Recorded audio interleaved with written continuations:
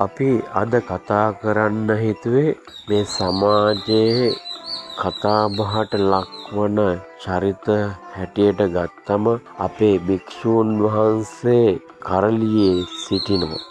මොකද අපේ සමාජ මාධ්‍යයේ භික්ෂූන් වහන්සේලා කෙරෙහි ගෞරවය නැති වෙන විදියට යම් යම් මාතෘකා ගෙනල්ලා රටට ලෝකයාට ප්‍රසිද්ධ කිරීම තුළින් යම් කිසි කෙනෙක් බලාපොරොත්තු වෙනවා නම් වෙන්නෙම අපේ ආගමික නායකත්වයත් එක්ක තිබෙන බැඳීම් අඩු කිරීම සඳහා. අපි දන්නවා ඕනෑම තැනක ඕනම ස්ථානයක නායකත්වය සහ නායකත්ව ගරුත්වය මත තමයි ඒ සංවිධාන පවතින්නේ. ඒ ආයතන පවතින්නේ. නායකත්ව ගරුත්වයට හානිදායක විදියට කතා බහ කරලා ඒ නායකත්වය කුඩුපට්ටම් කරලා දානවා කියන්නේම සමාජ පරිහානියකට ලක් කරනවා කියන්නේ. අපි මේකෙන් අදහස් කරන්නේ නායකත්වයේ තියෙන කෙනා නායකත්වයේ දරන කෙනා යම් විදියකට මේ වැරදි කරලා හැංගිලා ඉන්න කියන අදහස නෙමෙයි මෙතන තියෙන්නේ.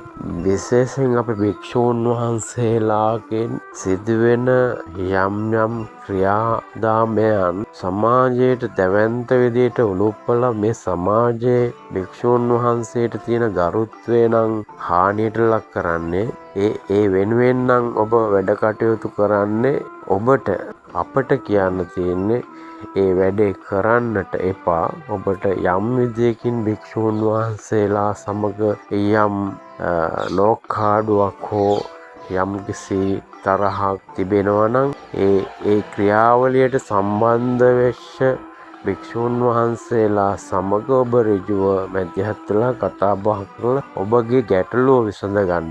අපේ සමාජයේ භික්ෂූන් වහන්සේලාගේ චරිත ඝාතනය වීම සමග අපිට දැවැන්ත පසුබෑමකට ලක්වන්නට සිද්ධ වෙනවා.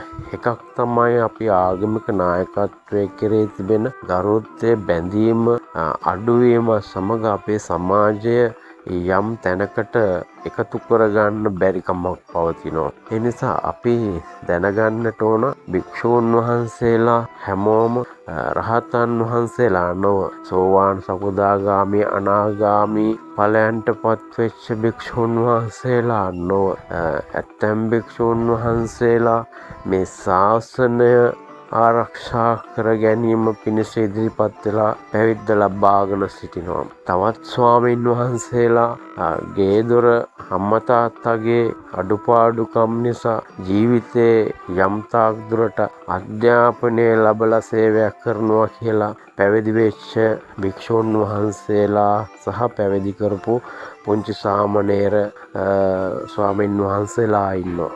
තවත් පැත්තකින් ඇත්තටම මේ නිර්වාණ ධර්මයේ සොයාගෙන යන නිවන සොයාගෙන යන දුක කෙලවර කරන්නට ඕන කියලා ජීවිතේ කලකිරලා ඇත්ත ධර්මයේ සොයාගෙන යනවා කියන අදහසෙන් පැවිද්දට ආපු භික්ෂූන් වහන්සේලා ඉන්නවා.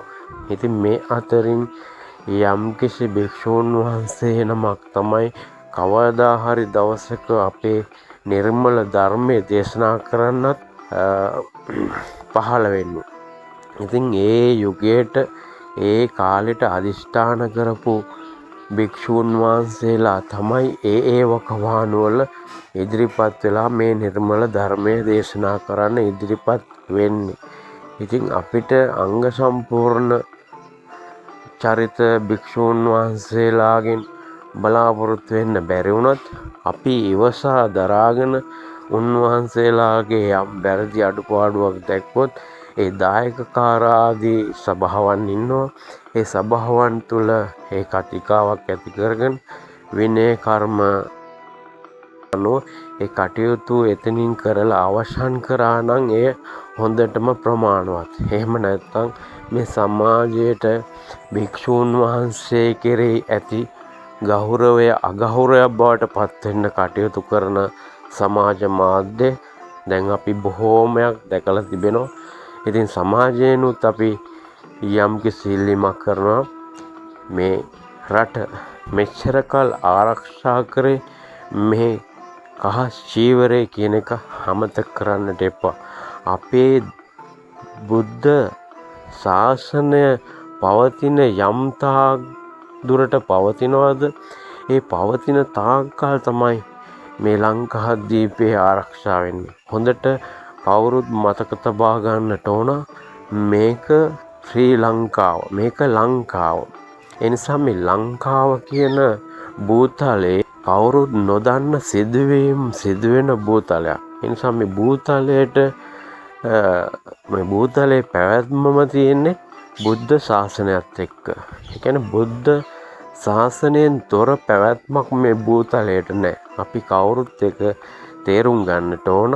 ඒ වගේම ඉන්න භික්ෂූන් වහන්සේලා ආරක්ෂා කර ගැනීම අපගේ වගකීම හා යුතුකම වන අතර අපිට ಜಾති ભેද මොනතරම් අපි කතා කරත් මේ ලංකාද්වීපය තුල බුද්ධ ශාසනය පවතින්නේ යම් කාලයක්ද අන්න ඒ තාක් මේ ලංකාද්වීපය තුල මානව සමාජයට ජීවත් වෙන්න පුළුවන් පරිසරයක් නිර්මාණය වේවි.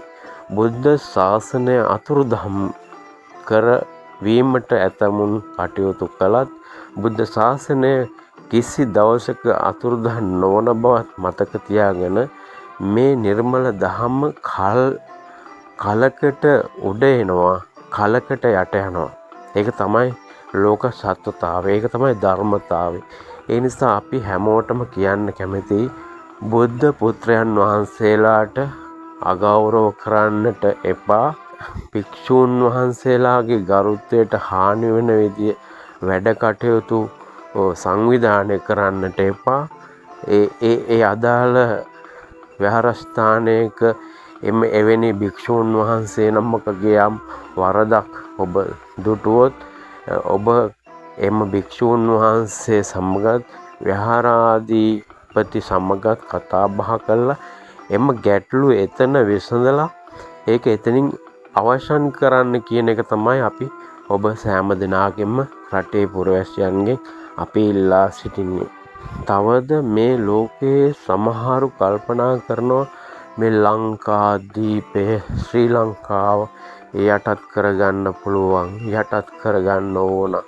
එහෙම මතවාද ලෝකේ තියෙන්නට පුළුවන්. නමුත් අපි මතක තබා ගන්නට ඕන රටේ පුරවැසියෝ හැටියට බුදු දහමයි පරිසරයයි ඒ වගේම ජීවිතයයි පරිසරයයි බුදු දහමයි ජීවිතයයි ඒ සියල්ල කැටි කරගත්තු සුන්දර ජීවිතයක් ගත කරන්න ස්ථීර කුසිභෝග වලින් සම්පෝෂිත රටක් නිර්මාණය කරගත්තොත් අපිට මේ ගැටලු සහගත ප්‍රශ්න වලට මුහුණ දීමට හරිම ලේසියි.